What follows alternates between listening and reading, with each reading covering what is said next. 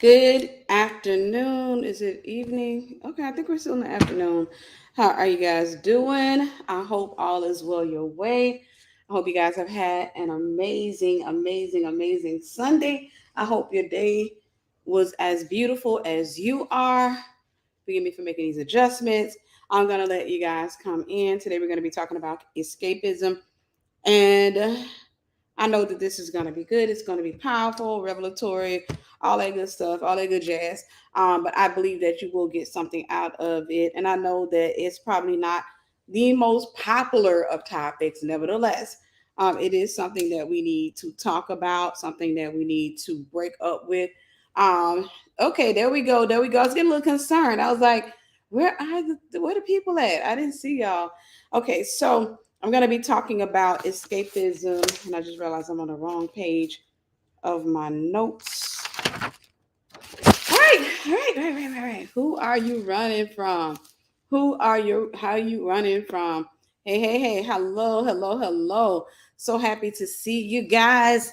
Facebook, make sure you're engaging. I see Facebook user. Hey, sister. I don't know who it is, but it just says hello, mentor, but I don't see your name. So we're going to be dealing with escapism on today. And I'm going to go straight into the definition of escapism. And I'm going to help you to understand whether or not you are an escapist. Now, I'm going to sit here and tell you this. I know for a fact that I have been an escapist over the course of my life. And one of the things about being an escapist is that once you come out of it, once you're delivered from it, the temptation doesn't leave. You just learn to master it. And I think that some people need to hear that because a lot of times we think that deliverance looks like the temptation leaving, that you no longer have to deal with the temptation. No, you just have the wisdom and the strength to deal with a situation. And when I say wisdom, I think, for example, immediately I think about fornication. For me, I never thought that I could be abstinent. Oh no, not of all the people in the world, not I. But I had to get the wisdom for that. I had to get the wisdom and the revelation. It wasn't something that I could do in my own strength. I thought that, like most people, I thought that, abstinence was just letting the dude come over your house and then telling him, no, stop. No. It is a heart condition. It is a heart condition. It is coming into agreement with God. And the more you come into agreement with God, the better off you will be. So, hello, ladies. Hello. I don't know why I feel a little hot up in this house. Hopefully, I got a little bit of enough light. Try not to let it be too bright over here, but Lord Jesus. All right, we're gonna go ahead and jump into it. So, escapism. What is escapism? It is the tendency to seek distraction and relief from unpleasant realities, especially by seeking entertainment or engaging in fantasies. I'm going to read that again. All right, let's move that so we can get some light because I'm trying to figure out why it's so dark over here. All right. Okay. Escapism, and this comes from Oxford Languages. The tendency to seek distraction and relief from unpleasant realities, especially by seeking entertainment or engaging in fantasies. That is to say that escapism isn't always quitting. There are many forms of escapism. I'm going to talk about those briefly or talk about those shortly, but there are many forms of escapism. And I believe that what's gonna happen here today is that many of you are going to come to understand if or if not you are an escapist. And I think that a lot of you will come to understand that right now you are practicing escapism. Right now you have mastered this thing called escapism. And let me tell you a little bit of a secret that I've learned. Whatever you master, whatever you're good at, it's hard to let that go because it's secured by pride. Whatever you're good at, whether it's good or bad, it's hard to let that thing go. When you become an expert at a thing, because before I went live, I started thinking about that. I said, dang it, I am a skilled escapist, like a master escape. Forget all that other stuff. People talk about that kind of stuff and they be all prideful and all that. No. I am a skilled escapist. And God had to help me to understand the many times that I got caught up in escapism. I'm trying to see why it's so dark over here, guys. Forgive me.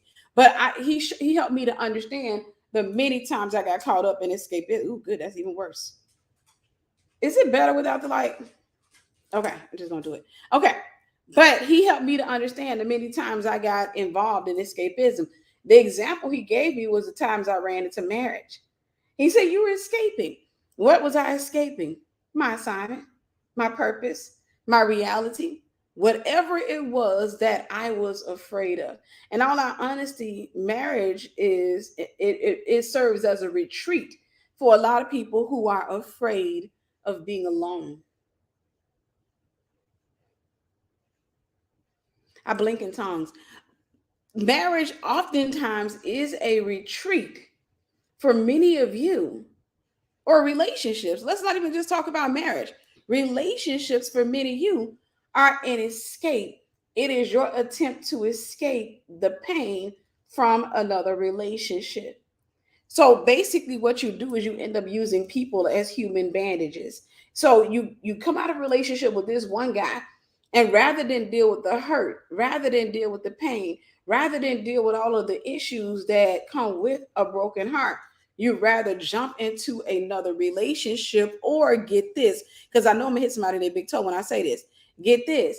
Even if you don't jump into another relationship, you already talking to another dude. You probably friends on him, but you're using him for compliments.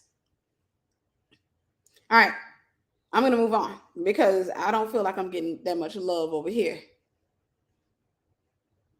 That's a form of escapism. It's an attempt to escape your reality. I think I get more light when I lean back. Lean back. Okay. It's an attempt to escape your reality. The two objectives of escapism are: number one, distraction. It's to distract yourself from your reality. Okay. And number two, relief. Number one, distraction. Number two, relief. We've been talking, I think last time we did a lesson on poverty or what have you, and you guys responded really well to that. And that's one of my passions. I always tell people is to break the spirit of poverty. I have a passionate disdain for the spirit of poverty. But one of the things I talked about on there was loans. And so a lot of times a loan is an escape, right? I want you to look at everything you're running to is a retreat away from your reality. Alone in many cases is just an escape from today. It's, hey, I don't want to deal with the events of today. I don't want to deal with the emotions of today. I don't want to deal with whatever perceptions I have. I don't want to deal with none of that. What I want to do is I want to escape into something that's more pleasant. And so people will go out there, like what I told you, when it comes to loans, a loan is nothing but borrowing from your future.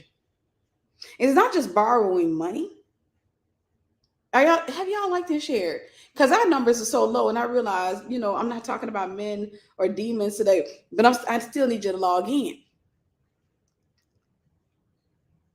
When it comes down, I don't even remember what I was about to say, but when it comes down to money, a lot of times we escape paying our bills. We will get a loan. We will do everything in an attempt. Okay, I know what I was about to say. I had to kind of stay in that vein. But a lot of times we borrow money from our future. A lot of times we borrow money from our future, but you don't just borrow money. You don't just borrow money. You don't just borrow money. You borrow your peace. Can I get an advancement of that joy in 2020 this year? Can I get an advancement of the peace that I have then? Because you take that loan, you take that money, and you buy yourself out of fear. You buy yourself out of misery. You finance yourself out of that. And then next year, when you're having to pay all that back, when your finances have not grown, but your bills have grown, and now you're sitting there because you stole your peace from yourself on yesterday. Because you stole. Satan is still, all he had to do, because this is what I learned. The Bible says Satan comes to steal, kill, and destroy. He ain't that powerful. He gets you to rob yourself. That's all. He gets you to rob yourself. It's you sitting up there not wanting to deal with the events of today and trying to escape it. having bills and you looking at all those bills and having all of this stuff and you're like, or, because it ain't always bills. Sometimes it's just a poverty mindset. Sometimes it's just, like I said on the last one, sometimes the issue is you want what you saw somebody else had.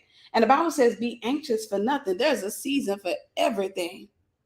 There's a season for everything. You want that girl's car. You want that girl's reality. You want what that girl got. You envy that. You watched her drive up and pull into somebody's driveway in a nice car, and she got our hair done, makeup looking nice, all of these things, and you wanted that. It's not even that you wanted the car. It's not even that you wanted the reality. And I've said this on the last one. If you haven't watched the poverty video, be sure to go back and watch it. But I said this on the last one. It's not that you want the car or the reality. You want the feeling. You want somebody to feel about you how you felt about her. You want somebody to feel about you how you felt about her, especially if you're dealing with trauma. You're dealing with brokenness, because now you're still dealing with unforgiveness, and now you're motivated by your haters. Can I tell you a little bit of a secret? Can I tell you a little bit of a secret? I'm not gonna be about discouraged because they know me. That meaning y'all ain't on here. Y'all ain't liking and sharing today. But I'm gonna tell you this, and I'm gonna get out of here. I'm gonna try my best to get out of here as fast as I can, because I need you guys to engage. But hear me. If you got haters, you are no threat to the kingdom of darkness. I'm gonna talk about it. Don't worry. I'm gonna make it clear. The Bible says, write the vision and make it plain. That just tells us that God is into plainness. If you got haters, because a hater is low level.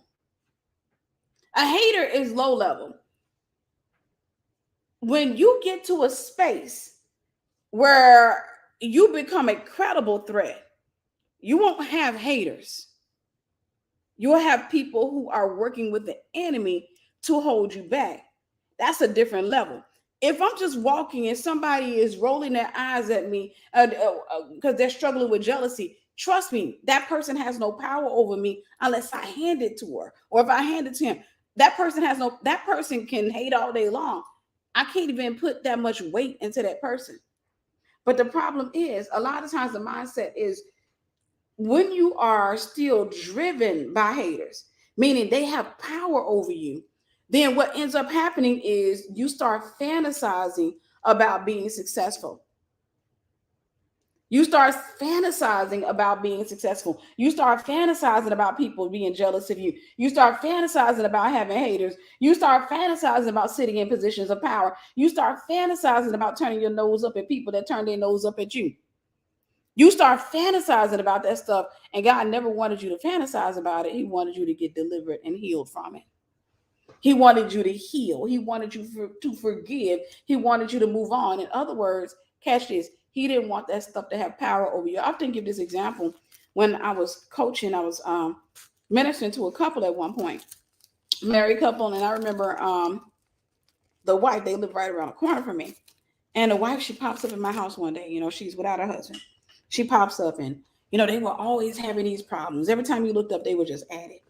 And she popped up in my house, and she's upset, and she's telling me all the crazy stuff he's been doing and how he keeps trying to provoke her, all this crazy stuff. And, you know, I think I was able to pick up. It took me a minute before I realized, but I came to realize that the husband was, you know, he had the Jezebel spirit. He was a narcissist. So she's telling me all this crazy stuff that he was doing to her, all this crazy stuff. And I said to her, I said, here's the problem. He's ringing a doorbell and somebody's answering. We'll get into the message. He's ringing a doorbell. I said, if he rings a doorbell, if he knows what button, the comment she made is he knows what buttons to push. I said, well, then nobody should be answering the doorbell. That means that if I'm dealing with a person like that, if I'm dealing with a guy like that and he's pushing my buttons, I need to ignore him. Because one, I have what I call a stand. Oh, y'all need to hear this. I have what I call a standard of communication. I live by this. And everybody in my life has to live by this standard of communication. Otherwise, I will ignore.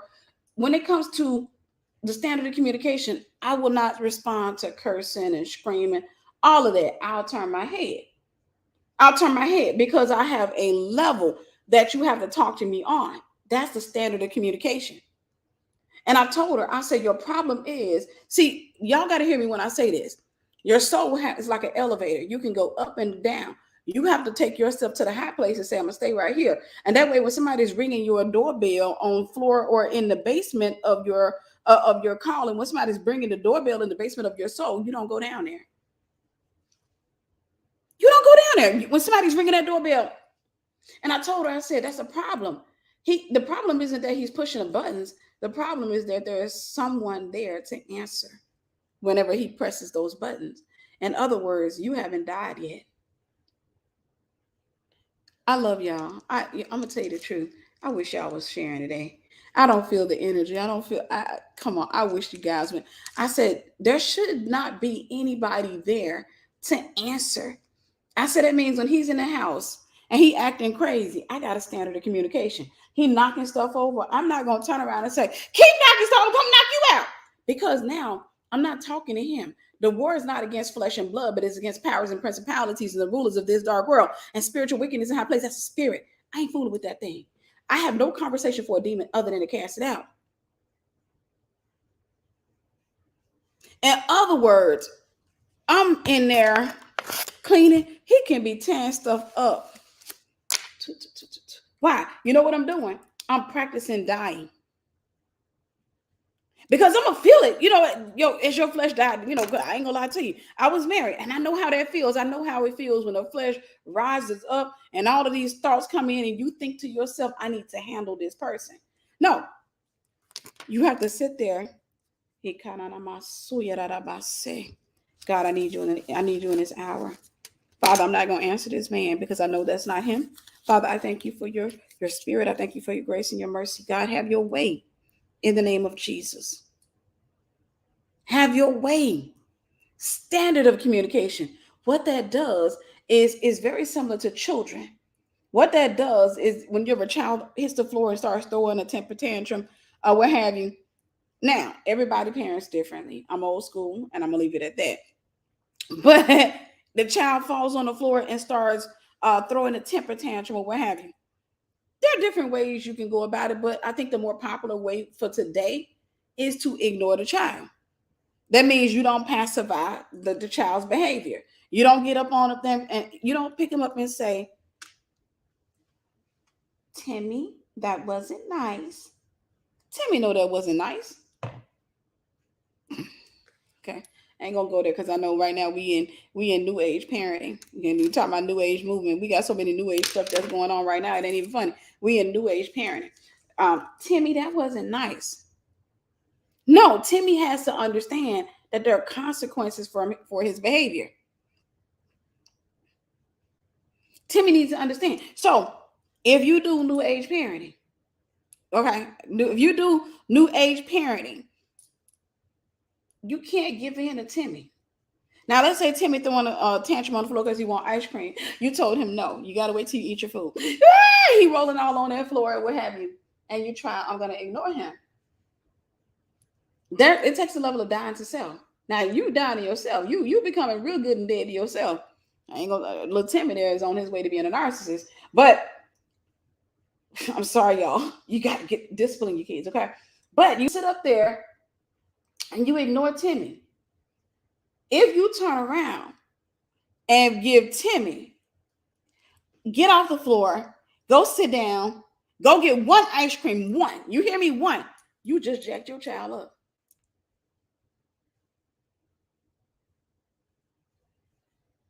You just jacked little Timmy up because you just taught little Timmy that witchcraft, because that's it. It's flesh. But because the Bible tells us flesh is one of the works of the flesh is witchcraft. That's a form of witchcraft. Now, when he's a kid, you're not necessarily looking at it as witchcraft because there's no altar or what have you. It's just in the flesh. You got to get that stuff out of the child's flesh. It's a part of the fallen nature. It's a part of the fallen nature. I'm saying that to say it's the same thing. Like when I was talking to the lady and she was dealing with the issue with her husband, I said, you got to stop pacifying that. Meaning when he ring the doorbell, you got to stop answering. You're going to be married to him. And I asked her, I said, let me ask you a question. You cussed them out. You threw stuff at them. You didn't fought them. You done did all of that stuff. Has any of it worked? Understand when I'm talking like this, I'm not talking to everybody on here. I can guarantee you there's somebody on here that needs to hear this. Guaranteed. Whether they live right now or they're gonna watch the replay, there's somebody who needs to hear this. Hitting him, checking his phone, cussing him out, calling the other female. Has it worked yet?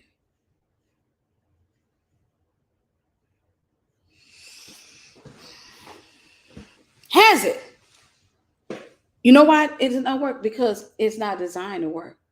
When you're dealing with the will of another human being, and I'm going to get into the notes right after this. When you're dealing with the will of another human being, they get to make a decision. There's this thing called, let me tell you a little bit of a secret. There's this thing called sowing and reaping. Anytime you give somebody something that they did not sow, you spoil them. Especially if you do it repeatedly. The person is going to continue. I'll give you an example. That one back there in that kennel sleeping, that'd be a dog. Okay. It doesn't matter if I say meow to it, I put something on his head, it's gonna still be a dog. No matter what I do to it, he's gonna still be a dog. You have to understand now, thankfully, humans have the ability to change. But humans, I don't know if they want me, God, because if you tell me to tell the truth, you know there's somebody on here trying to hold on to their thought. But humans will continue doing what they want to do until they give themselves over to God. Change is not actualized, a change is not made until that person decides, I no longer want to be like this. Not they decide, I'm tired of getting hit across the head. That girl hit me with a high heel boot last time. Knocked me clean off. I woke up on the kitchen floor. I grew up in the hood. You know how many women I saw out in the street fighting their dudes? Pure entertainment. Pure entertainment. But you know what? They out there fighting because they found out about another female. He's still out there cheating. Can't even pass by him. You like, and y'all know them. Oh, y'all know them dudes when they look at you. You could tell you be like, girl, you don't see that hoe in your man. Pass by and he like, hey, how you doing? They always look sleepy. Or is it just me? Is it discernment? But they always look sleepy. Y'all know what I'm talking about. I know it. I know that ain't discernment. I know that. Come on. They always look sleepy. Hey.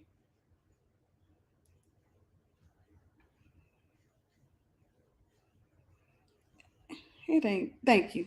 Thank you, y'all. Because I tell you, there's so many saints on here. They be trying to make me feel like it's just you, Tiffany. We don't know nothing about those thought. We don't know nothing about no thottish men. We just don't. We don't. Yes, you do. You're probably dating one right now. That's the reason why you ain't answering, because you got the sleepy dude that's looking at everybody and you think you're going to open his eyes. You think you're gonna open his eyes every time he be standing next to you. You can't. A girl can't even pass by. You passing by. You paying stuff off, and as soon as you got your head turned, he over there like,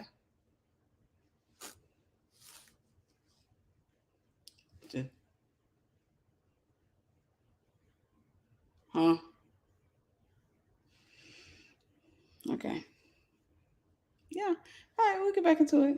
All right. Good examples of escapism, because they don't want to talk about that. Because Lord, you see, I came out and I was telling your children about it, and they didn't want to talk about it because they dating the sleepy dude. They dating the sleepy dude. And you know the funny thing about the sleepy dude is whenever they get in a relationship, their relationships be lasting. They girls know how to fight though. They women know how to. When they women having to bounce and beat up everybody. I'm talking about having to fight. She got to fight her whole life trying to hold on to that thing. Fight her whole life, and while she out in the street fighting another woman, he over there looking at somebody else. What's up, officer? Goodness. All right. Good examples of escapism. Good examples of escapism. So, with that being said, I think I could go here. There are good examples of escapism, and there are bad examples of escapism. When I was a kid, growing up in a bunch of trauma, then I did what most people do when it comes to escapism.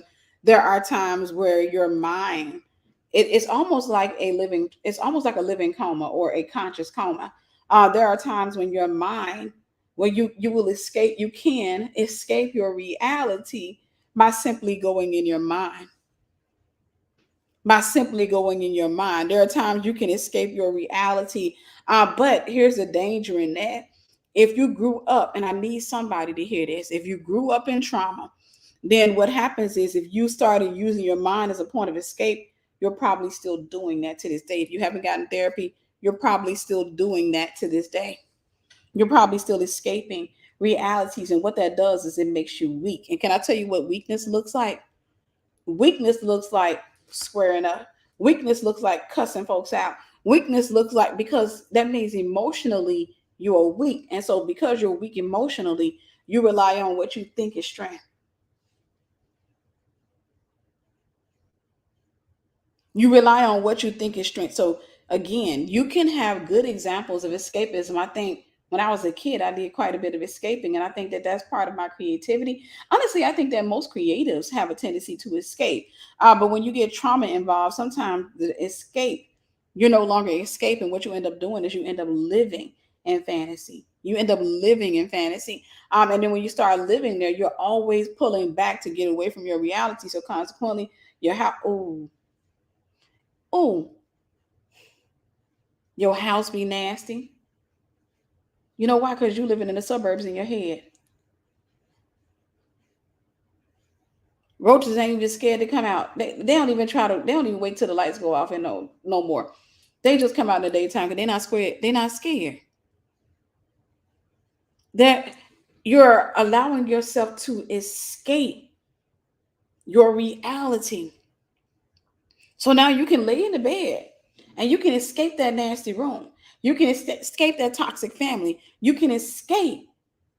And anybody else come to your house, you don't smell that. Your house is nasty, it stink. You're able to escape it. All right, so I'm going to talk about a few good examples of escapism, and then we'll go into the bad forms of escapism, and we'll go from there. So number one, healthy, controlled daydreaming. Healthy, controlled daydreaming. The purpose of the imagination is to allow you to see the future or what you can have, because God understands the way that He wired humans is that we have to envision it before we are motivated to build it. That's the purpose of the imagination. But Satan will take something from its original design and to pervert it. And so now he uses our imagination to cause us to get into fear and all of those other things. But healthy, controlled daydreaming. It should not be consistent. It should not be persistent. And it should be healthy. Now, one of the things I often teach is you never engage in daydreaming where it relates to another person. Thank you, Sister Tamisha. God bless you. Thank you, sis. You never engage in daydreaming. For example, if I see a dude, I shouldn't take him and put him here, because now that's control. Because what happens is I'm going to animate him. I'm going to attach a personality to him that I want or that I feel like I need in my life, because this is something that we do. It's part of our creative wiring. And also it's a part of our void. So if I happen to need something, I'm going to attach that personality, that trait, or that characteristic to him. And so now let's just say I see him all the time and I'm always imagining him being a certain way. But honestly, that's not how he really is. So what ends up happening is, let's say we exchange numbers.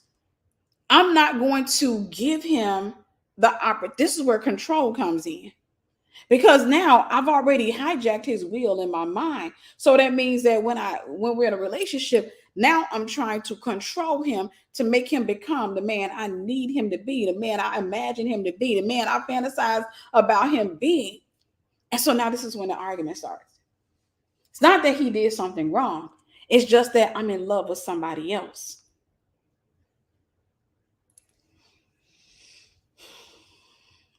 It's not that he did something wrong. The problem is I'm in love with somebody else. The person that I'm in love with has his face. They got the same body. They even may have the same voice, but they're not the same. So now I'm fighting with him because I'm constantly trying to make him become what I need. Can I give you a little bit of revelation? Because I know we don't have a lot of people on here because I'm not talking about dudes today. But can I give you a little bit of revelation to my single sisters? Can I tell you? Do you want to know this? Do you understand that the man or the type of person you need in your life, you actually see that based on what you're looking for in another man and you're arguing with him about because he doesn't have it. I know the way I worded it probably wasn't the best, but first and foremost, you're supposed to see God. Secondly, you're supposed to get to know yourself so that you can love your neighbor as you love yourself. But as you get to know yourself, even before you get to know yourself, there are certain things that you need. There are certain qualities. We are all different types of beasts. We're humans, but we're different types of beasts in these bodies. And so with that being said, for example, there are certain personality types that I could not mesh well with. I would not try. I don't care how fine it is. I would not try to mesh well with them. I would not try to build a relationship because our personalities clash.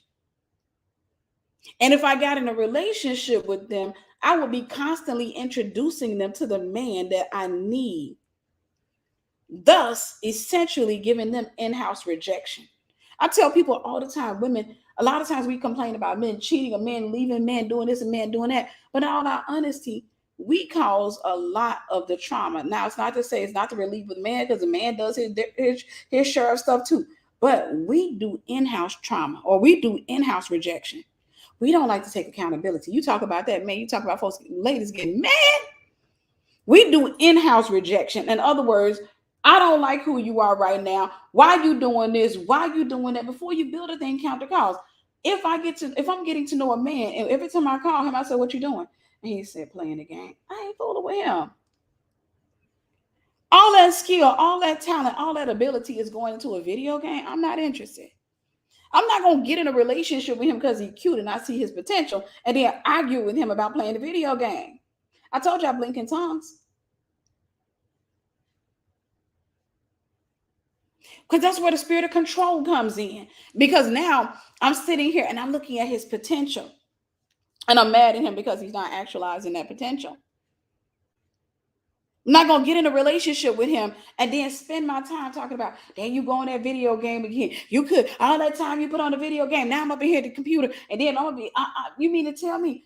So we're going to have like millions of dollars coming in if it's going to be through me because I'm doing all the work, or what have you over there playing a video game.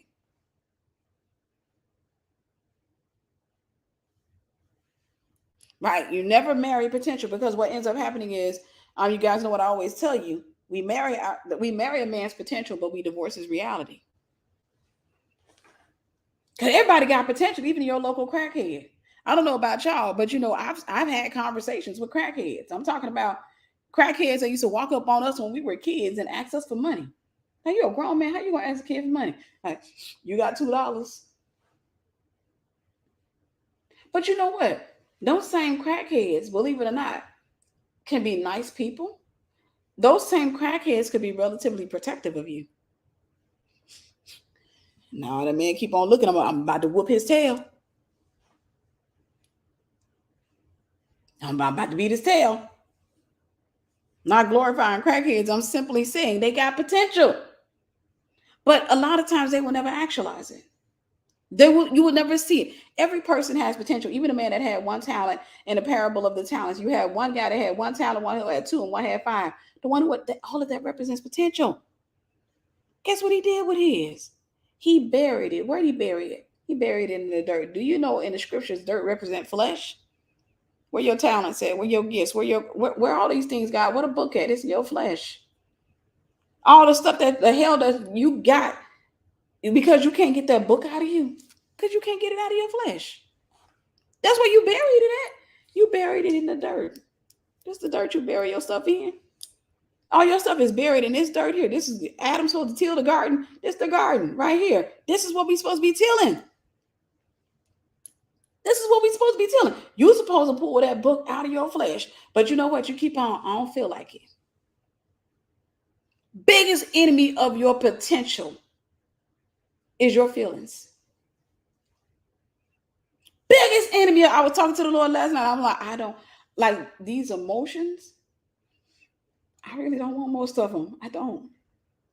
I want what I need, but I don't want I don't I don't want to feel stuff I'm not supposed to feel. Not to say I'm trying to get rid of them. I would like to, okay? But I know that sometimes you need them so that you can relate to people. But good God, I'm like, I don't want to look at somebody and feel, I don't want to feel like, I don't want to feel, because one thing about it is when you're prophetic, you can feel the highs and lows, like when people are going, you can feel a lot of things. And I'm like, I don't necessarily want to feel all that.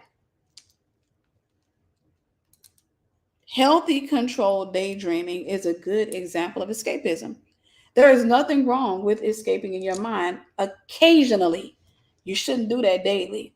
Only time you should escape in your mind daily is when you're building something. And you can escape to build it, but you also supposed to come out of there and do what you've seen. Because what you're doing, anytime you escape into your mind and you see something like a book or something that God gave you, you're actually looking into heaven, because that's where it comes from.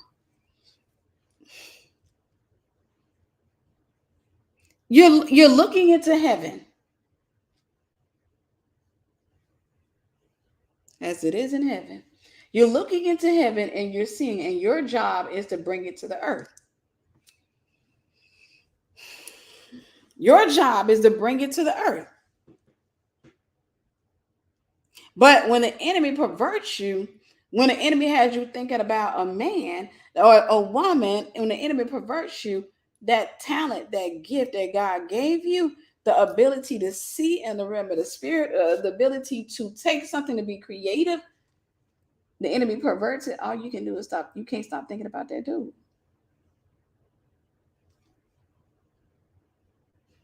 and how he looked at you.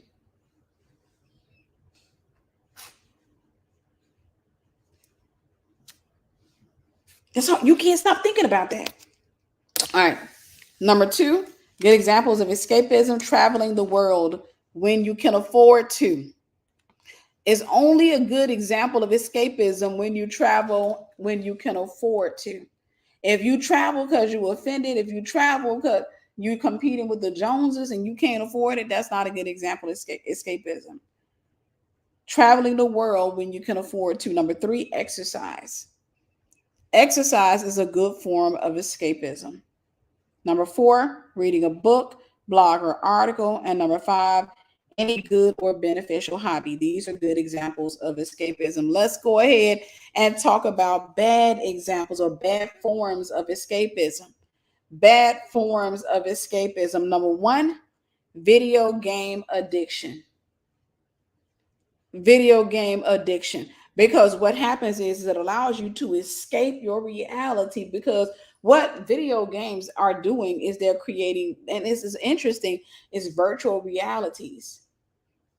You know, the root word for reality is real. It's basically what's real to you. Do me a favor, be sure to like and share. Be sure to like and share. Basically, you're escaping what's real to you. So now you no longer have to escape into your imagination. You can escape with the game. And the game gives you this thing called a controller. And so with the controller, you get to control how everything is moving. You get to control. Now you're not fully in control, because now you're going to lose or what have you, but you have more control over that game than you have over this event called life. Video game addiction is a form of escapism. Number 2, or bad form of escapism. Number 2, ungodly relationships. We talked about that. Is you hiding in relationships. You won't stop dating. Every time you look up, you got some dude on the phone or you got some female on the phone. You are escaping your reality. Number 3, drugs and alcohol. I think everybody knows about that. Drugs and alcohol are forms of escapism. They allow you to escape your reality, and to basically just find joy and peace. Like I said, half of the time you're pulling this stuff out your future. Number 4, ungodly or maladaptive daydreaming. We talked about that. Ungodly or maladaptive daydreaming. You spend more time in your head than you do on your feet. Number 5, spending money. Spending money. You may say, well, Tiffany, how is spending money a form of escapism? It allows you to get out of your house, and it allows you to enter into a reality that is not yet yours. And when I say spending, I'm not talking about investing money. Investing money is good, but spending money allows you to escape the reality of the fact that maybe you're in poverty, you're here, you're there. It allows you to escape that and to go into a reality that you are not yet a part of. Number 6, too much social media. That's a form of escapism. Matter of fact, I think right now, one of the greatest ways, the easiest ways to get super rich is just create realities. Uh, any type of virtual reality that allows people to escape their own reality will make you super rich. Any type of virtual reality that would allow people to escape their realities. This is why you think you got all these people in these boyfriend girlfriend relationships doing drugs and drinking. They're escapists. That's all. They're escapists. They're trying to escape. Number 7, gossip is a form of escapism. It allows you to basically imagine the foolishness and the silliness going on in somebody else's life, talk about all of that stuff so you can be distracted from your own life. So you can be distracted from your own issues, your own craziness. So too much social media. Number 7 was gossip. Number 8, quitting when offended. Don't like your reality. This generation says quit. I'm gonna tell you something, and I've said this, and this could easily turn into another don't go in a poverty message, or let's break the spirit of poverty message. If you ever want to be successful in this type, I'm telling you right now, you better get control of your feelings, and you have to stay on those jobs where you're dealing with those frustrating coworkers. You have to stay in those positions until your feelings die, till the offense falls off of you. You can't be a runner, because the people of old, one of the things that I admire about them, and one of the qualities that I picked up from my mom, and I thank God, oh man, I thank God for my mom for this. But I thank God for my mom, because if my mom had not demonstrated, I'm gonna get my tongue together. If my mom had not demonstrated how to persevere, I would be one quitting child. Because I struggle with escapism, I would be one quitting child. If my mom had not endured getting up, going to those jobs every single day with me questioning her, why don't you quit? I need the money. Got to make sure y'all get fed. Quitting when offended. Faithfulness is being consistent in all seasons. I don't care how much you say you love a person, how I ain't gonna never do this. Baby, show me how you are in the midst of your warfare when you're mad at me. That's who I need to see right there. That, and I'm not talking about low level, because a lot of times we can deal with light level offense. I've come across people that can deal with it's degrees of offense that they can deal with. But how do you deal with high level offense toward me? Are you gonna cuss me out, tell all of my business, try to fight me? What? Quitting when offended. Number 9, conspiracy theories. I feel this sleep, guy. I'm going to move through this, but conspiracy theories. They allow people to escape their reality because they spend a lot of time in their head just creating these realities that simply do not exist. They create these realities in their mind that do not exist, and they're able to add on to them. And it's almost like having a Sims character. Oh girl, did you hear? The government has kidnapped. They caught some aliens. We ain't got no president, girl. We got an alien. Conspiracy theories.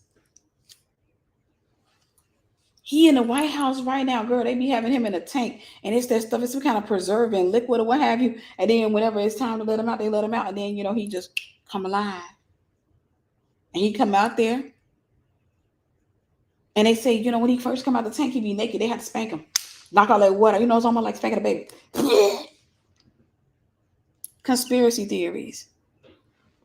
Conspiracy theories.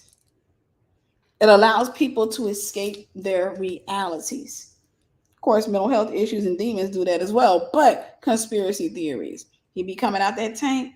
He come out, he do what he's supposed to do. But they say he be malfunctioning. He saw him falling up the stairs. When he was going up the stairs a couple of times, he felt he be malfunctioning and everything. Because he's supposed to be 2.0. They supposed to have another one coming out. Sister Lakita, you're awesome. Thank you, sis. They supposed to have a 2.0 version coming out, but it ain't came out yet. Last night, number 10, last one on this list is clubbing or partying. Those are some of the ways that we escape: clubbing or partying. All right, 10 signs that you're an escapist. 10 signs that you're an escapist. Number 1, you're easily offended, meaning you're almost always looking for a way out, or there's an expectation that you have that people are going to hurt you, they're going to offend you, they're going to mishandle you at some point. So you're almost always on the tip. It's almost like you keep the door open in all of your relationships. You're easily offended. Number 2, you quit a job, church, relationship, or anything the moment you experience offense. You're a quitter. Nobody can rely on you. I saw somebody on TikTok bragging about that, talking about how many jobs she's quitting. I'm like, baby, that ain't a flex. What you're literally saying is that you're weak. And when you're young, you honestly think it's a flex because you think you have time to get it together.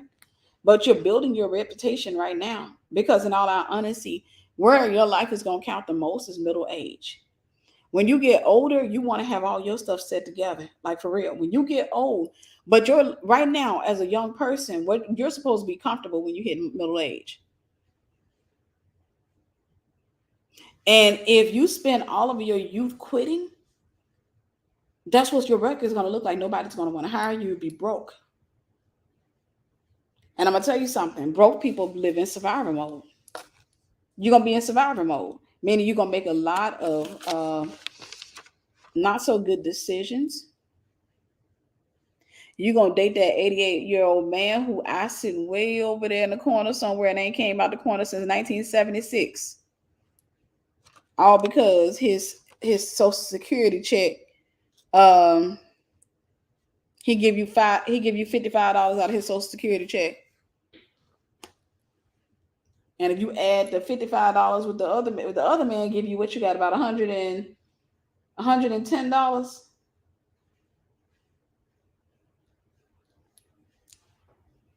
Then you turn around and add that with the other dude that you dating, that he got a nice little job and he give you $265 a month. How many women out there that are just dating because they're having to add all that stuff up?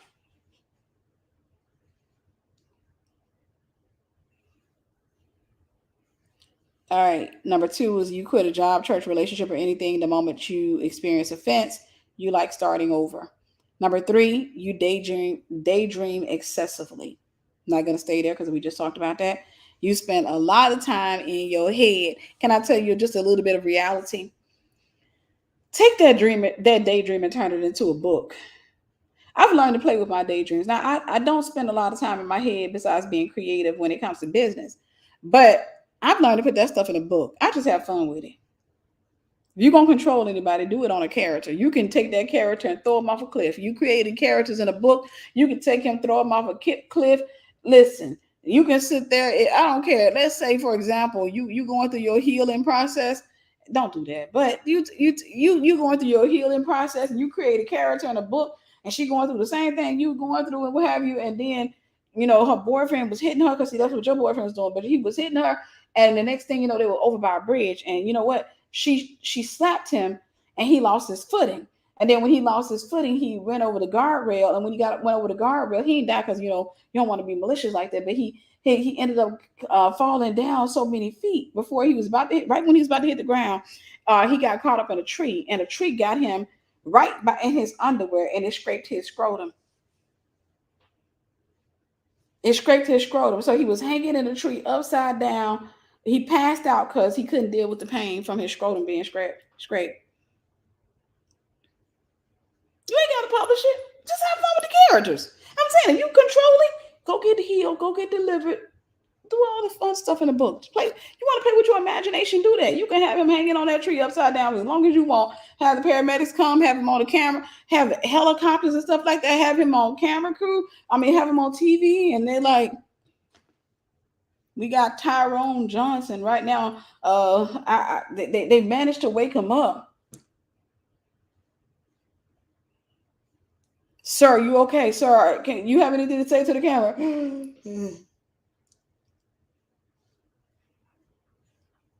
So you got anything to say to your camera? What do you want to say about your missing scrotum? It's missing. Have fun. Okay. I'm just saying, play with your creativity. Don't try to control people. Play with your creativity. Put that stuff in. You know how many, some of y'all are prophets and prophetic people. Some of you prophetic scribes. You know how much fun you can have in a book? Go get my book, Snare. You'll see how much fun I had. Snare, When the Adulteress Hunts. Now, that's not my story in the book, but it was fun creating. It was fun creating. I got a part in the book where it's a little bit of dry humor. I think there's a lot of dry humor in that book, but have fun creating. It's always Tyrone. Yeah, it's time to get another character. It's time. All right. Where was I? You daydream excessively. Number 4, you keep switching careers and majors. I was going to school. I was going to major in psychology, but I changed my major. What are you majoring in now? I'm majoring in business admin. Okay, that's cool. 3 months later, or 6 months later, hey girl, how's everything going with college? I changed my major again. What, nursing? You know why you do that? Because you get bored easily.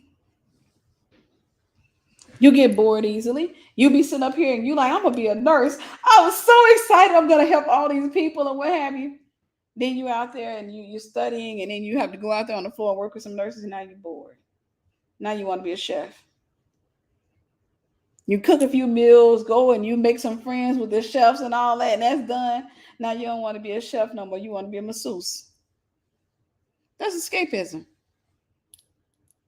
That's escapism. Now you want to be a masseuse. Now you the master massaging people and everything's good. And everybody like, oh, you the best masseuse we ever had. Your hands, your hands, your hands. And you're like, yeah, they always talk about my hands. Now you want to be a mortician.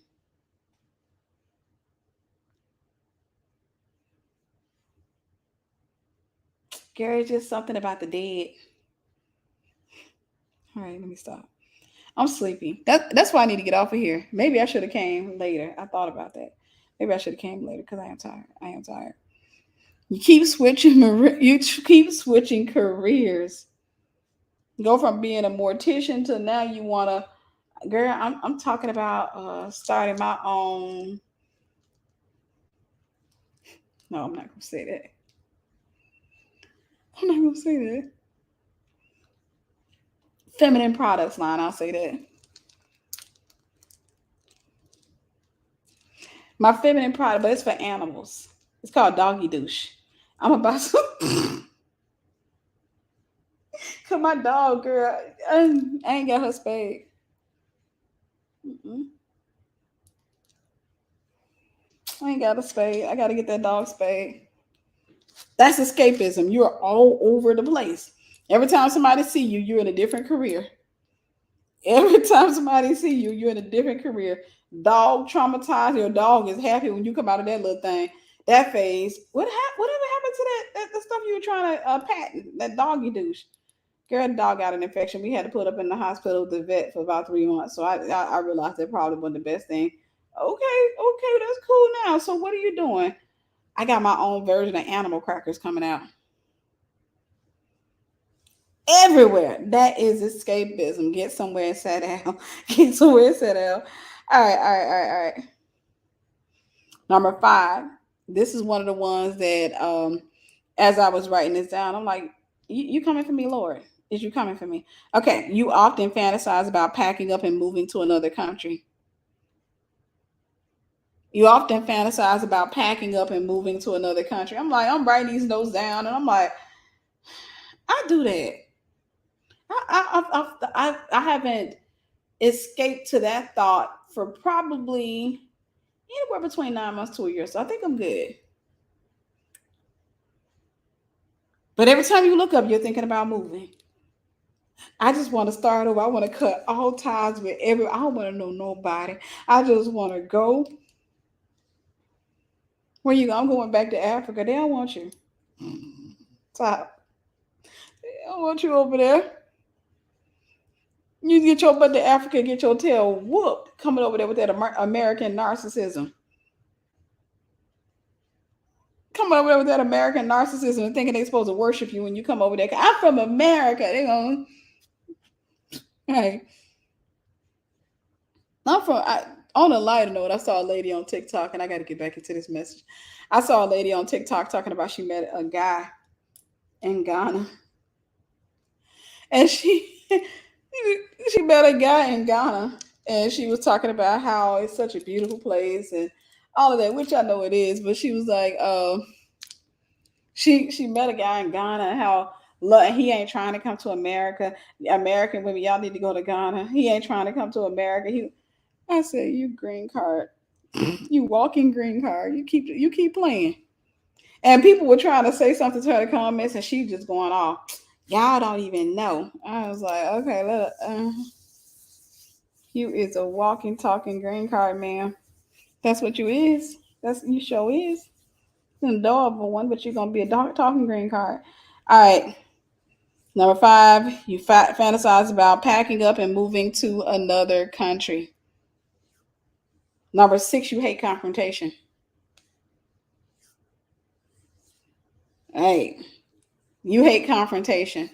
What rarely do you ever come across a man in Africa that wants an American woman, and that's because we are spoiled over here. Most of the time, they actually do prefer their own women. They're not like the American guys. They actually like they are committed to their culture. They don't want that American mentality. They don't like it. But you hate confrontation. Can I give you a little bit of revelation about confrontation? If I share something with you that will change your life, you got to do me a favor and share. If this changes your life, I need you to share. One of the ways that you get past your fear of confrontation is by stop calling it confrontation. Don't call it confrontation. Call it having a meeting. Don't call it confrontation. The reason it's hard for you to communicate with people is because of the verbiage. You're using the word confrontation. Confrontation has negative undertones. So it makes you feel like I have to argue with a person. If you utilize the word meeting, then usually your soul will receive that a lot better. So if I sit back and if somebody's giving me a hard time on my job, rather than saying I have to confront this person, if I say I have to have a meeting with this person, it makes it a lot easier. Once I put that in my mind, I have to have a meeting with this person, then it lets me know to not go to that space. 1, emotional. 2, using accusation. 3, I need to walk in there professionally. It changes the dynamics of it. It also makes me say, let me study the ethics books. Let me learn what's good and what's not right. Let me pull all of this stuff. Let me make sure I follow protocol. Let me talk to the boss. You just have to change the verbiage. A lot of stuff that we don't do has everything to do with the verbiage we're using, because we have a tendency to use like words like confrontation. Remember ideal. I say you got to share it if it blessed you. Share it. Okay. Number 7, you start underperforming on your job anytime you're ready to quit. Form of escapism. You've already started escaping. And I don't know why I wrote that one down, but it is what it is. But you start underperforming on your job when you're ready to quit. And they can always tell me, it's the same thing in relationships and everything. You already started escaping before you get out. You're already escaping here before you get out. Number 8. Oh, I'm sleepy. Number 8. It's not for everybody. This is not for everybody. But if it's for you, sow a seed. If it's for you, so. One form of escapism, you change your phone number quite a bit. You running from something or somebody. You change your phone number quite a bit.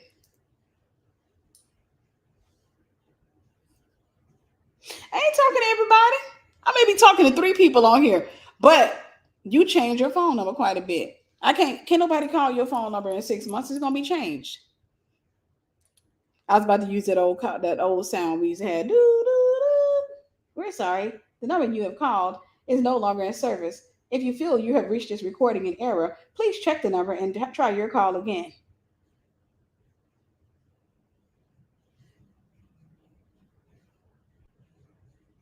Please check the number. Old heads are like, "How do you remember that?" Young kids, y'all like, they used to say that.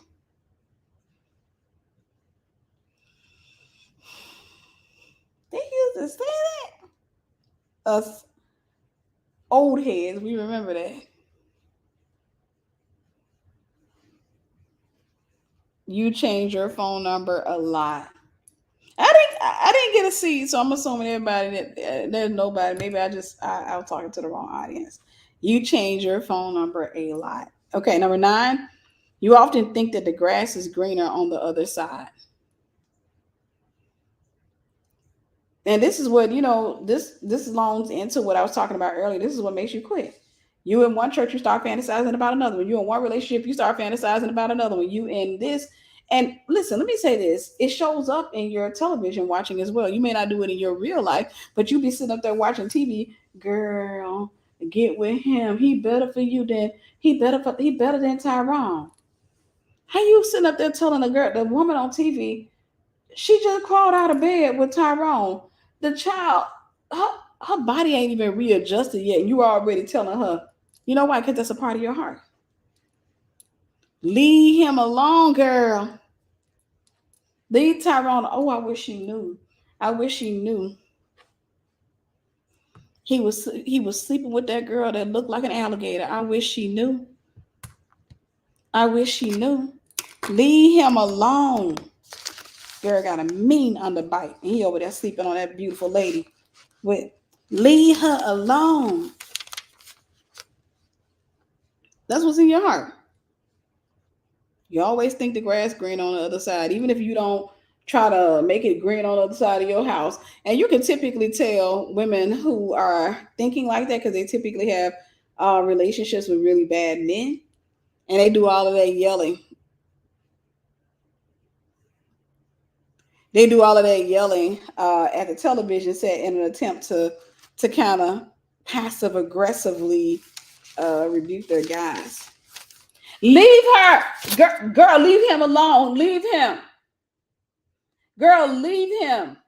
Let him go with that alligator-looking girl. Leave him. Dollface, thank you. God bless you, sis. Sister Diamond, God bless you, sis. Thank you. Leave him. He want to cheat. Go let him be. That's how they be, girl. Yelling at that TV. You ain't talking to her. She can't hear you. You ain't talking to her. You talking to the dude in the background. Listen. I knew when I came on here today that this wasn't going to be one of the highest viewed videos. But I still came out. And I got to tell you the truth. Okay? We've seen this. You yelling at her. You yelling at the TV like that girl can't hear you. You're not talking to her. You talking to Tyrone back there. They'll never be happy until when you get tired of them. When a woman fed up, ain't nothing you can do about it. Divine Insights, thank you. God bless you, sis. When a woman's fed up, Revelation, you can't talk a demon out of being a demon. He ain't gonna stop cheating just because you yelling. Sister Diane, thank you. God bless you, sis. He ain't gonna stop cheating just because you yelling. He ain't. Trust me. Hear me. I know I've been being funny because I'll tell you today it's because I'm sleepy, but he's not watching that television set. He's not behind you saying, "Oh dang, sound like she's getting tired. She's getting frustrated. I better get my act together." His issue is never with you. A cheating man, the issue is never you. Or it's rarely you.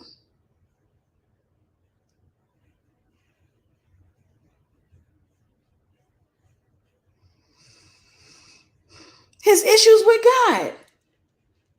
This is why you don't get somebody who wrestles with idolatry, because idolatry turns into adultery when you marry somebody like that. The issue is not with you. That's why I tell people, Marriage counseling is asinine if you're not dealing with the void. All you doing is mowing the grass, but you ain't dealing with the root. You're not dealing with the root. All you doing is mowing the grass. Now you got a therapist, and you like, yes, he did. Tell him, Tyrone, you would have told me you were in the bathroom, talking about you got diarrhea. I was like, it taking him way too long. I knew you was in that bathroom. And I'm in there watching TV. I was watching the latest episode of this or whatever's out today. Tell I don't watch TV. I was watching the latest episode of Pretty Little Things, and he in that bathroom talking. I kept hearing him, and at first I thought he was grunting, but I'm like, no, he forming whole words up in there. So I got up, and I went and listened to the door.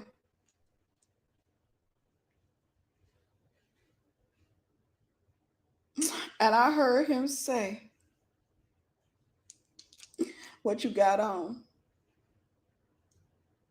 And I know he wasn't talking about himself, because whenever he get on the toilet, he disrobes from the bottom down.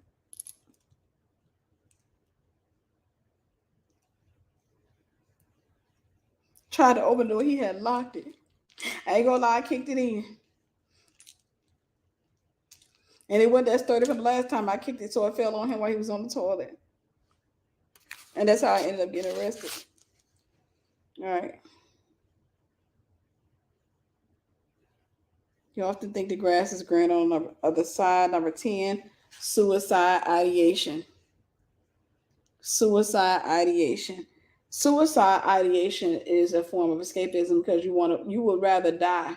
And one of the things that's crazy about it is you want to know what's crazy about this whole concept of suicide is that God is telling you to die to yourself, but you'd rather die than to die to yourself.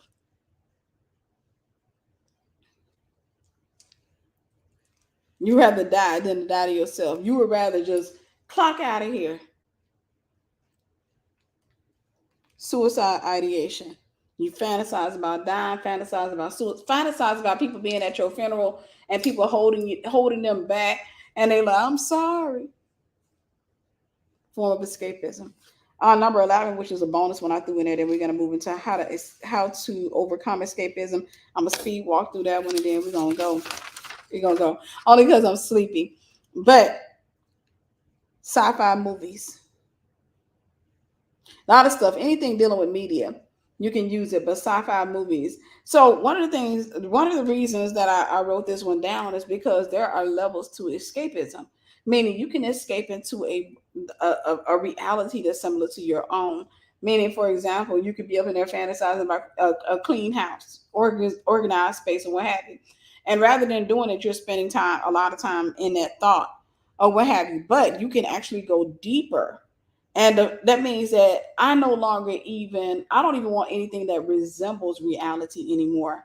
I want to escape into something so deep. Now, there's nothing wrong with sci-fi, and there's nothing wrong with being interested in it. But you'll find that a lot of times people who watch sci-fi or like to watch things that are far removed from reality are not too fond of their own reality. They're not too fond of their own reality. It allows them to escape into a world that's magical, escape into a world that does not even mirror the world that they're in. And the reason for that is because looking at the world that they're in, or looking at anything that resembles the world that they're in, is a constant reminder to them that they're not where they want to be, because they don't want to look at the actress who has a nice house or the good looking guy. They don't want to look at that. They much rather look at the gremlin looking creature. All right, how to overcome escapism. How to overcome it. Like I said, I'm going to speed walk through this, and do me a favor, like and share, like and share. And I'm going upstairs, and I'm going to give me some sleep. You hear me? Number 1, stand still and know that Jehovah is God. In other words, don't quit. If God gives you a job, stay there. God sends you to a church, stay there. If God brings you into any communal space, he tells you to go to school, stay. Don't move whenever your feelings move. You never move with your feelings. You have to say, peace, be still. You're not talking to the actual event of peace. You're telling your emotions to be still. Number 2, keep your eyes on God. Take them off people. I was doing a message this morning. I didn't finish it. I was trying to do a 1-minute clip, and I was going to post it to Instagram, and I was talking about one of the things that a lot of people have, or a lot of people deal with when they say, I left that church. Oh, let me see if I can wake up for this one. Okay. And this is going to be offensive to some people. A lot of times you use the excuse, I left that church because the people didn't like me. They were competing with me. And one of the things I was talking about on the Instagram is that rarely, if ever, do I hear people use that excuse who are actually living for Christ. Most of the time when I see people use that excuse, they're humping somebody. They're in a lifestyle that they're not supposed to be in. And then they got me to thinking, because I was on TikTok and I saw a girl, talking about TD Jakes. And I'm like, you don't even go to church. You're not even saved. Like, why I can't even say she's not. I don't know where she is, but I know she's worldly. Why would you come for a Christian leader? That's not even your spectrum. And I thought about it. God brought this to my imagination. God brought this to my thoughts. He said, what happens?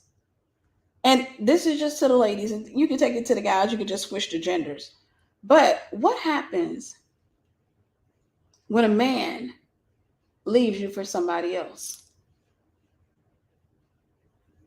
What does he do? Will he come to you and say, I'm so sorry. I can't be with you anymore. I found somebody else and I want to be with her. She makes me scream like a wild chicken that's being slaughtered. She makes me so happy. I like her. I've been cheating on her for the last 6 months. Cheating on you with her for the last 6 months, but I almost feel like I've been cheating on her with you. I don't want to be with you anymore. I do want to still have access to you, though. I still want to be able to call you from time to time. I don't want you to move on. But I know you'll never let me be fully committed in a relationship with her, and you will ruin my relationship with her. So I have to end this officially. But realistically speaking, he's not saying that. What is he going to say? You're arguing too much. I feel like we ain't getting along. We ain't compatible.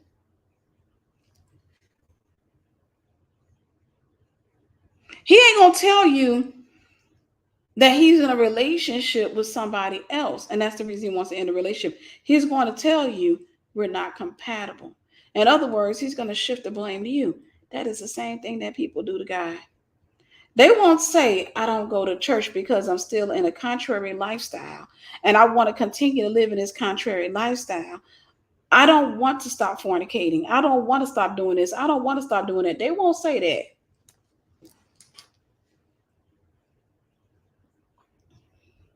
They won't say that. Instead, they say, it's them church people.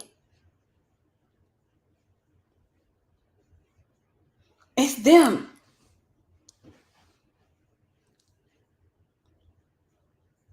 Realistically speaking, you're not even supposed to have your mind or your heart on church people. So if you're going to the church with the wrong focus, you're focusing on people, or you want to connect, oh, you're going to get hurt. You're going to get your feelings real good and hurt. You're going to get your feelings real good and hurt.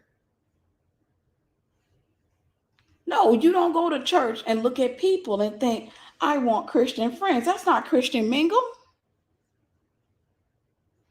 It's what a man does. A woman does it as well. But it's what people do when they want out of a relationship. They will never tell you, I'm in a relationship with somebody else and I want to explore that relationship without interruptions. They're not going to tell you that. They're going to tell you, we're not compatible. We're this, we're that. And that's what people are doing with the Christian faith. I stopped going to church because these Christians are double-minded. Lies. You stopped going to church because you're double-minded. And you didn't like when the pastor was preaching. You didn't want to have to say, oh, You didn't want to have to tithe and be convicted at the same time.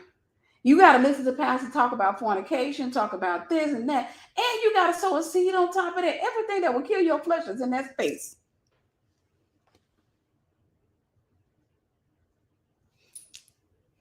Everything that will kill your flesh, everything that addresses your flesh is in that space, and you don't want it.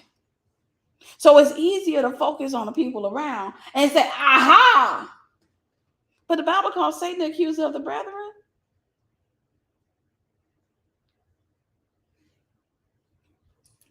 See, she's supposed to be a minister and she doesn't treat people nicely. She probably don't, and she got her own issue. But why are you focusing on her?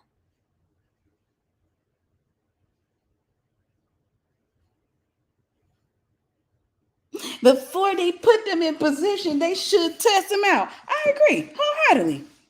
I think there should be a regular check. But, realistically speaking, that's not going to be always the case. And a pastor can't pastor the way you want them to pastor. You need to go there and focus on the Most High God. That's it, and that's all. Worship Him, listen to the word, study, serve, and go home. But if you keep on trying to connect with people because you don't have a good family, you're going to end up hurt.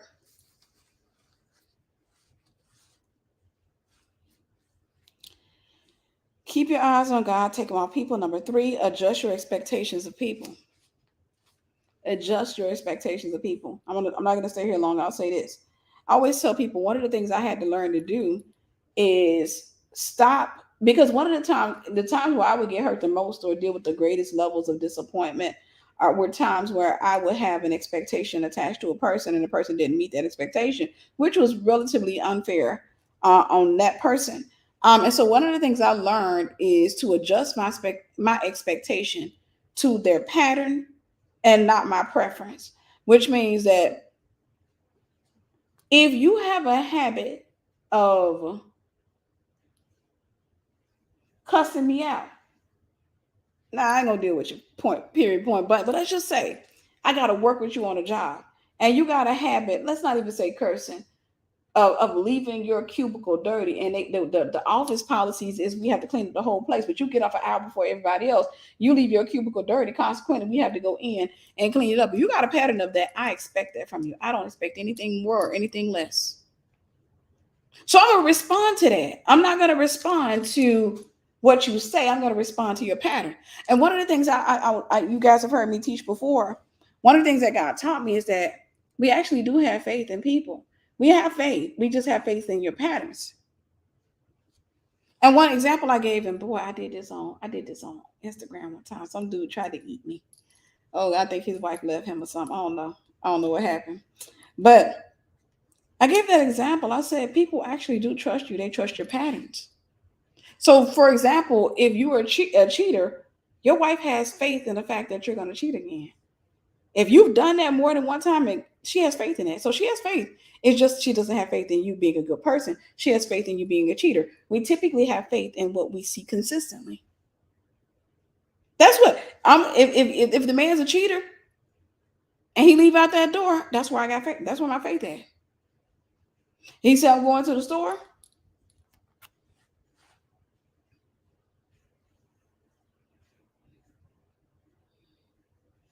Store right around the corner.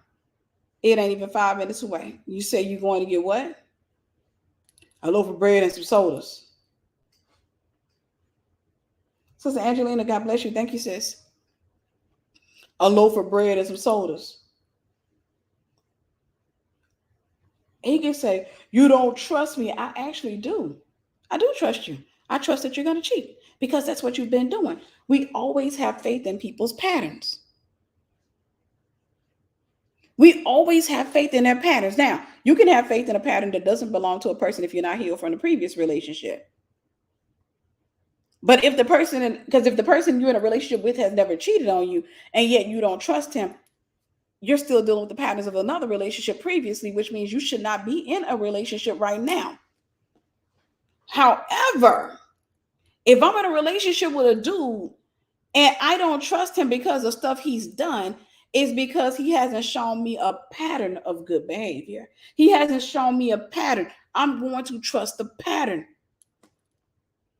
I realize that about women. We always trust the pattern of people. That's it. Men too. We always trust the pattern. Remember, this man had his wife. Wife was always cheating on him. Always. That woman couldn't go to the store without him getting mad and wanting to fight her. Why? People were so mad at this dude, but he trusted her pattern.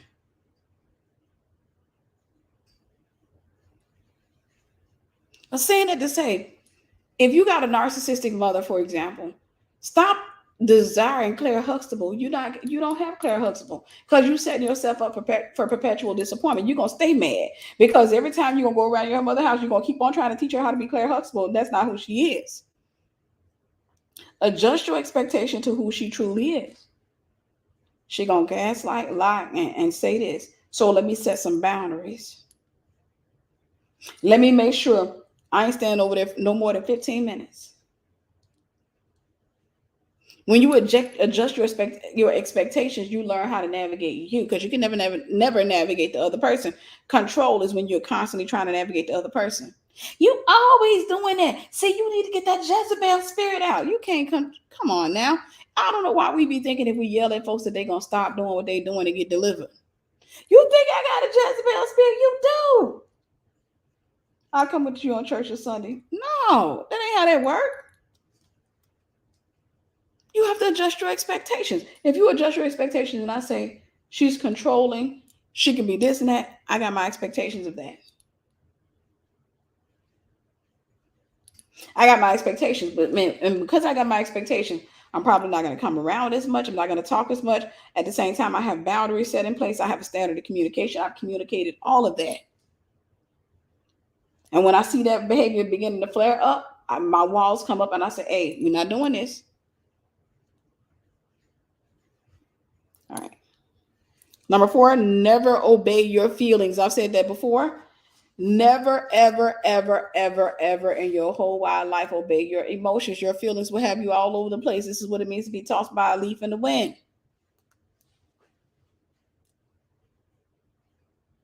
That's what it means to be tossed by the wind. Never obey how you feel. You're going to feel offended. You're going to feel scared. You're going to feel a lot of things. A lot of the feelings that you experience the feelings are real, but the thought was a lie. I think he out there cheating on me, dude. Dude could be at church praising the Lord. Number 4 was never obey your feelings. Communicate, talk with people, and don't do anything crazy. Number 5, get therapy. Get therapy. I'm not going to stay there because you guys know you can reach out to, I think Pastor Shanithia. I don't know if I know she had taken a break from it, but you can reach out to her to set up a session. If not, the therapy, go to Apostle Ivory Hopkins. He does therapy and deliverance. Number 6, get deliverance. Number 6, get deliverance. Number 7, build your muscles of communication. If I have 1 million products out on the shelves by the time I leave this earth, you can bet you by golly, but wow, more than 50% of them are going to be on communication.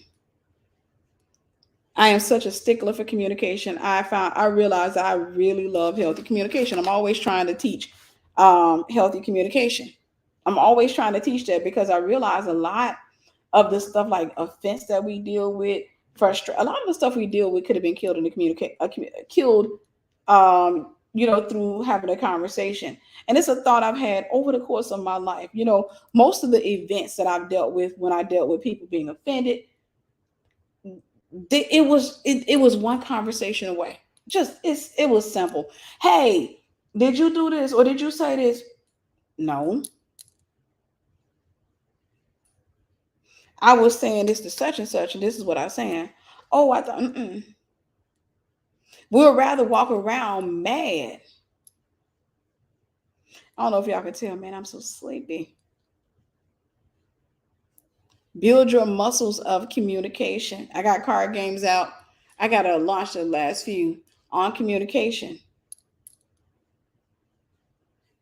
Build your muscles of communication. Number eight, set and establish hard boundaries. Christy, God bless you. Thank you, sis. Hawaii, hey, I look forward to going there someday. Set and establish hard boundaries. And when I say hard, you got to set, there are different textures to each type of boundary, but you got to set some hard ones as well. That means, for example, one of my boundaries, I tell people how they cannot communicate with me. You can't raise your voice. You can't cuss me out. You can't you can't engage in relational witchcraft, right? You can't stop talking to me and then, all of a sudden say, girl, you know what I'm saying? I was mad at you because you didn't answer your phone when I called you. I'll call you out. I'll be like, girl, don't do that. Set and establish hard boundaries. What in the weird? Set and establish hard boundaries. Now, one of the things about setting boundaries, and I will tell you to get my Book of Boundaries series, I think that will bless your life. You can go to Amazon.com and type in the Book of Boundaries. The first one is the Black Book of Boundaries. The second one is the Green Book of Boundaries. Third is the Blue Book of Boundaries. Fourth is the Purple Book of Boundaries. And the fifth is the Red Book of Boundaries. If you want to ever change your whole wide life, get the Book of Boundaries series. I talk about in all of those books how to set proper boundaries. And not only to set them, but to enforce them. Because I found that most people know how to set boundaries, but they don't know how to enforce them, or they don't know how to secure them. And so consequently, there are certain people that are able to get over their boundaries. Thank you, Sister Theodosia. God bless you. They don't know how to, thank you, TG, God bless you. But they don't know how to finalize. Like for me, when you come out of a place of toxicity like I did, I'm telling you, my life doesn't look anything remotely similar to what it looked like when I was growing up. It doesn't even look like it came from the same planet.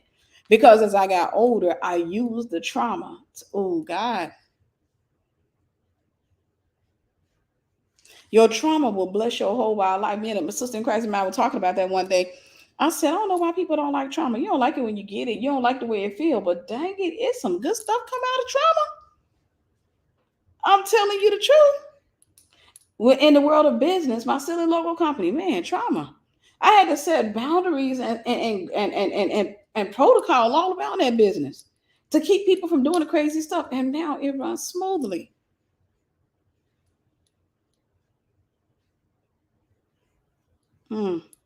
Number 9, go away and sin no more. This is how you come out of escapism. Sometimes the issue is your escapism has everything to do with you chasing something that God told you to run away from. It's you doing the wrong thing. And so consequently, you're always having to escape from this relationship, this reality, simply because you keep throwing yourself into the lap of Satan. Number 10, last one, become a blessing, not a taker. Become a blessing, not a taker. Don't always look to see what you can get. Always look for an opportunity. And this is another thing on the prosperity thing. Always look for an opportunity to be a blessing. I'm telling you right now, always look for an opportunity to be a blessing. Become a blessing, not a taker. Don't always be looking for how much you're going to get, because when you become a taker, you'll get a few things here and there, but it's going to kind of dry up over the course of time. But when you're a blessing, your blessings will never dry up. And also make sure you set boundaries around your blessability. And what I mean by that is, if you're a giver, you have to know when to put those boundaries up. I saw a meme, I think it said, a giver has to know when to stop giving, because a taker doesn't know when to stop taking. They will never stop. And I found that's true. They will never stop. They will never, ever, ever say that's enough. All right. I love you guys. I apologize for me being sleepy on here. I hope that you guys got something out of this. I hope that it blessed your whole life. I'll likely come back out this week and do another lesson on something else. I'm not sure what I will do a lesson on. Also, if you're in the Atlanta, Georgia area, I am shooting. Y'all ready? Y'all ready? Y'all ready to? Are you ready for another short film? I don't know if you've seen the short film that's on my channel, but we did this in 2019. We did it in 2019, and it's taking me to, I don't know why.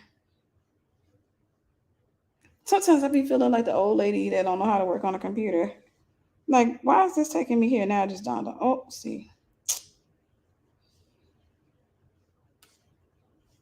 Okay.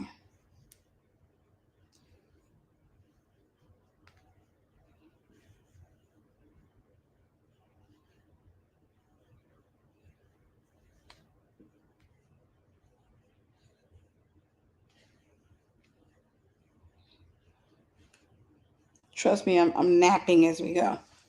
So this is the video that we shot in 2017. It was a short film / music video. We are actually we're actually getting ready to start that again, and we're going to be shooting in the month of September 1st through the 3rd. So if you happen to be in Atlanta, Georgia area, we are actually looking for makeup artists, looking for volunteers. I'm preferring volunteers, but at the same time, I do know people like to be paid. Okay, but we are really working with the volunteers more so now, because makeup artists are incredibly expensive. And if you got 10 of them on set and everybody wants $600, you can easily see how that can turn out to be $6,000, right? But they are going to be blessed nevertheless. But that's that. We are looking for people that are willing to volunteer. So if you are interested, what I would like you to do, you can shoot an email to me. I would say shoot an email to support@anointedfire.com. I don't think the ladies have it, so I'll type it here.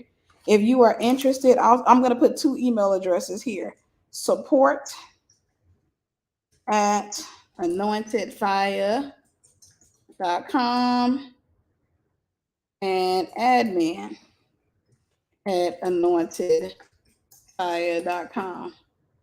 Make sure I got it right.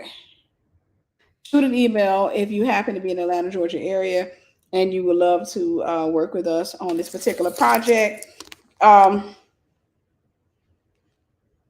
If you would love to work with us on this particular project, and I tell my students, I say, one of the things that you want to do in this world of business, is use wisdom. So you'll definitely get the exposure. I'll just say that you'll definitely get the exposure. But I'm excited. I'm looking forward to this particular project. Are we looking for actors and actresses? Yes, yes, yes, yes, yes. We are already having auditions. We have 20 auditions, I think, set up for this week. 20 auditions set up for this week. So it's going to be big. It's going to be major. It's going to be wonderful. It's going to be beautiful. So if you are interested, we would love to hear from you. Now, I'm not guaranteeing you anything, okay? And if you write talking about you interested and I come look and you ain't got no profile on Facebook, or you got an eagle as your profile picture, or we can't see your pain, you ain't showing up on that set crazy. Jay Smilers, God bless you. Thank you. God bless you. You are not showing up on that set half crazy. We ain't finna have nobody coming out there foaming at the mouth talking about something. I do makeup. Where your makeup kit? What you talking about, my makeup kit? You supposed to have a makeup kit. It's in my car. I'll be back. Okay. And you come out there with some chicken feet and stuff. What the heck is you doing? All right, guys. I love you, and I will talk to you soon. Bye-bye. Bye-bye.